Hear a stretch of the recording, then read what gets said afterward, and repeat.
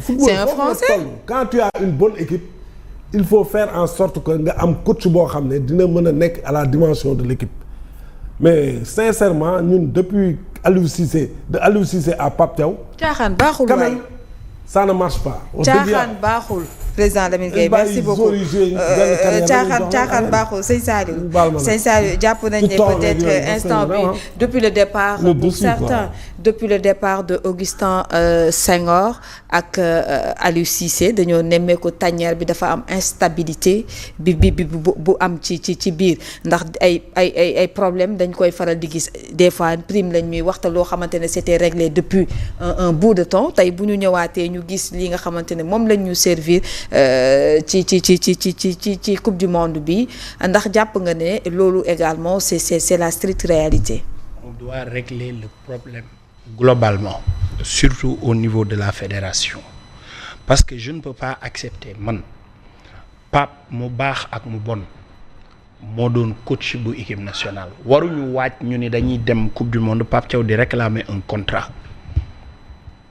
loolu fédération bi li ñu war a def defuñu ko liggéeyuñu ci li essentiel parce que bu ñuy wax équipe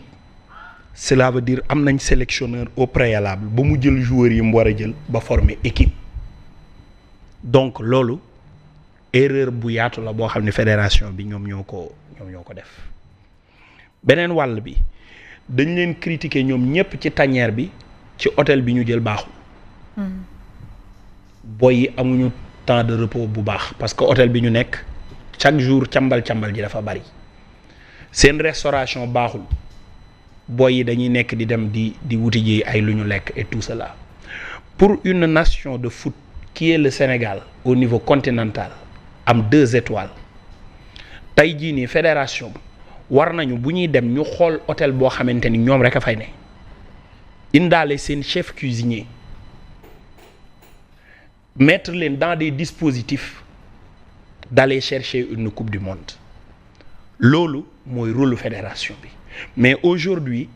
li ñu gis te xaaral ba journalistes yi demoon commencé di wax. bëri na ay affaires yu xew ci biir. commencé dañoo wax te lu fi xewi woon la. parce que li ñuy wax nii ñu di ci suuf jamono ñoom El Hadj Diouf lañ ko doon dégg. xewi woon na de dem ci boîte de nuit ak soirée yi moom xewi woon na affaire yi gars yi jëfandikoo xeet yeeg yooyu noonu. yooyu yëpp dañ ko gëjoon nañ dégg coow détail yooyu. te loolu yëpp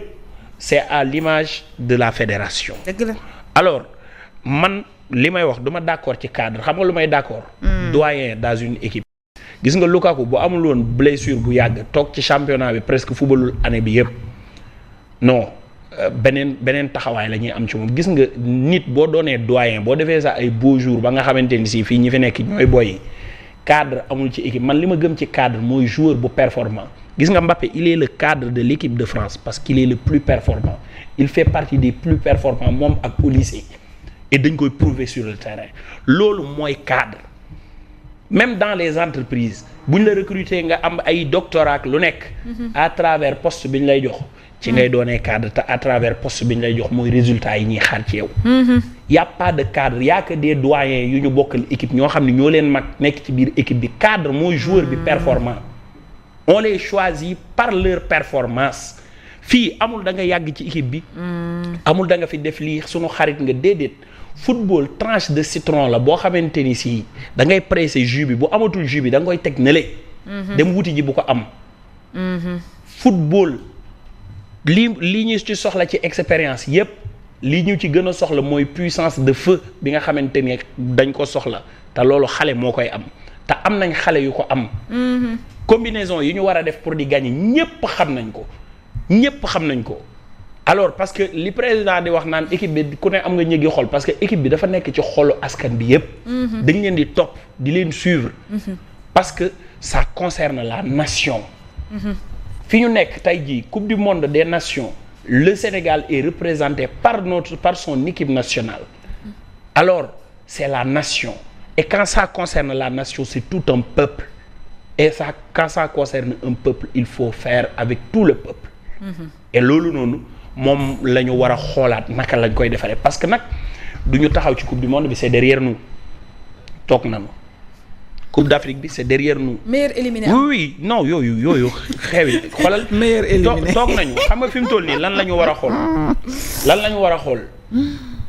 lan la ñu war a xool ci yeneen compétition yii di ñëw nan lañ ci war a demee on va maintenir le coach wala dañuy taxali ko ak moom te président joxe na ay raisons yu war a tax mu dem parce que coach boo amatul caractère ba sax ay joueurs respecté tuñ la ba joueur mën a taxaw ni tant que équipe technique bi changé wuñ ko damay def pause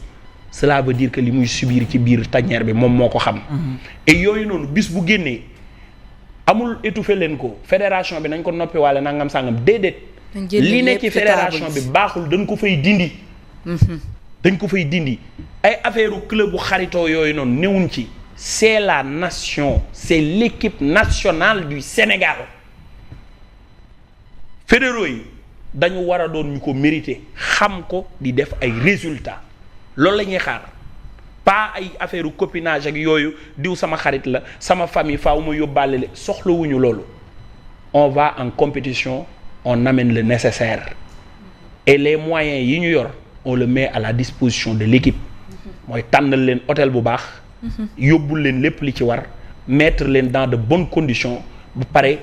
teg fa rigueur boo xamante ni si yii ñuy wax ci suuf naan gars yi dañ doon génn di baali jeeg consommation yeeg xale yeeg affaire yooyu ñu jël ko tegee ko nële te loolu coach bu am rigueur am mindset bu kawe moom moo ko mën a am tey xoolal tey jii ci carrière coach yi ngay wax.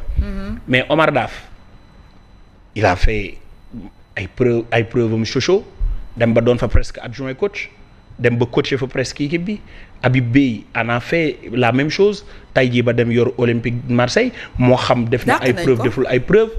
et cetera. mais on a des joueurs yoo xam on a des sénégalais yoo xam ne ñu ngi def seen ay preuve ci biti.